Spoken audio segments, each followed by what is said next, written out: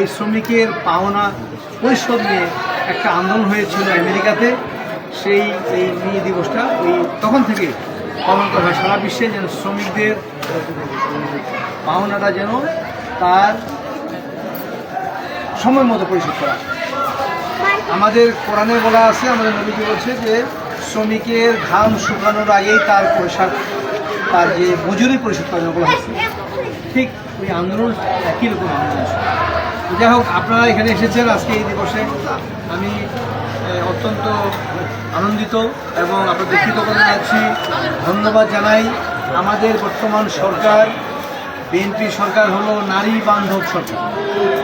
গতকাল সংসদে আমাদের প্রধানমন্ত্রী একটা অধিবেশন সমাপ্তির সময় একটা ভাষণ দিয়েছে, আপনারা না শুনে থাকলে শুনবেন, ইউটিউবে আছে, দেখবেন যে আমাদের প্রধানমন্ত্রী এই শ্রমিকদের নিয়েও কথা বলেছেন। উনি চান যে আগামী 2 বছর বক্তব্য দিয়েছেন। উনি বলেছেন এই ফ্যামিলি কার্ডটা দেওয়ার উদ্দেশ্যটা কি?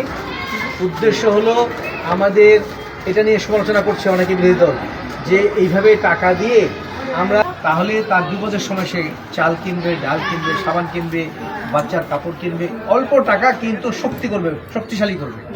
প্লাস এই টাকাটা আমাদের যে অর্থনীতিতে শক্তি যোগাবে। আমাদের 2,500 টাকা করে যদি প্রত্যেকটা গৃহিণী প্রতি মাসে পায়, তাহলে চিন্তা করেন ওই এলাকার বাজারের কিন্তু বিক্রি বেড়ে যাবে। ওই এলাকার যে কোনো বিষয়ে যে কোনো জিনিস কেনার জন্য মহিলারা যাবে। ফলে কিন্তু আমাদের যে জিনিসটা বিক্রি হবে ওইটা এই দেশে উৎপাদন হবে। ফলে আমাদের মিল ফ্যাক্টরির প্রোডাকশন বাড়বে। আমাদের কবে দিবেন বলতেছেন, এইটা পর্যায়ক্রমে দেওয়া হবে। আমার বিশ্বাস, আমার বাড়িতেও এখন প্রায় হাজার এই আইডি কার্ড, ভোটার আইডি কার্ডের ফটোকপি জমা আছে। কিন্তু এটার জন্য কাউকে তদবির করতে হবে না, এইটা পর্যায়ক্রমে সবাই পাবে। এইটা নিয়ে কেউ যদি টাকা নিতে চায় আপনাদের কাছে বলে, বিভ্রান্ত হবেন না। কাউকে টাকা দিলেই কিন্তু ফ্যামিলি কার্ড আসবে না। ফ্যামিলি কার্ড যখন আসবে তখন এটা মাইক দিয়ে ঘোষণা করে ফ্যামিলি কার্ড দেওয়া হবে।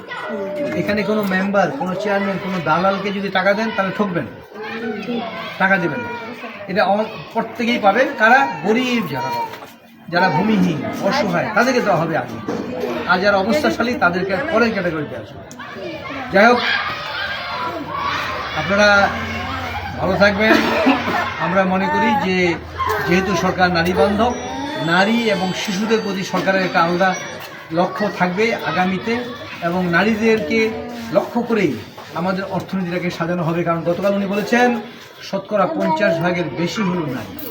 কাজে এই 50% জনসংখ্যাকে পিছনে রেখে এই দেশ উন্নতি করতে পারবে না। আমাদেরকে দেশ উন্নতি করতে গেলে নারীদেরকে এগিয়ে নিয়ে আসতে হবে। উনি আরও বলেছেন ডিগ্রি পর্যন্ত উনি নারীদের শিক্ষা অবৈতনিক করার জন্য একটা বক্তব্য দিয়েছেন না? উনিও সিদ্ধান্ত নিয়েছিলেন যে নারীদের অবৈতনিক শিক্ষা। ঠিক তারেক রহমান একই পদক্ষেপ নিচ্ছে। ইনশাআল্লাহ আগামীতে আমাদের একটা ভালো দিন আসতেছে। যেহেতু বিগত সরকারের লুটপাটের জন্য এবং এই অন্তর্বর্তীকালীন সরকারের মিসম্যানেজমেন্টের জন্য আমরা অর্থনীতি পিছিয়ে গেছি। সরকারের কোনো পয়সা নাই, যার জন্য অনেক কাজ করতে পারছে না। কিন্তু আগামীতে আমরা এগিয়ে প্রায় 3টা জেলার সমস্ত ধান তলিয়ে গেছে।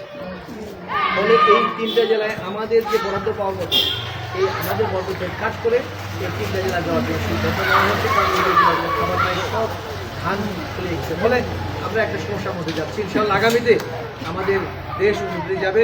আপনারা সবাই সহযোগিতা করবেন, সমর্থন করবেন এই বিএনপি সরকারকে এবং আমাদের প্রধানমন্ত্রী। আপনার পাশে থাকবেন, আমরা আপনাদের পাশে আছি। যে কোনো সমস্যায়, শুধু তো অর্থনীতির ব্যাপার না, অনেক পারিবারিক সমস্যা থাকে। এখানে আসবেন, এখানে আমাদের পিয়নও হলো একজন নারী। আপনাদের আরও সাহস, যে কোনো সমস্যায় নারীরা কিন্তু পিয়নের কাছে কথা বলতে পারে। আপনারা আপনাদের কথা বলবেন। ধন্যবাদ সবাই, ভালো থাকবেন।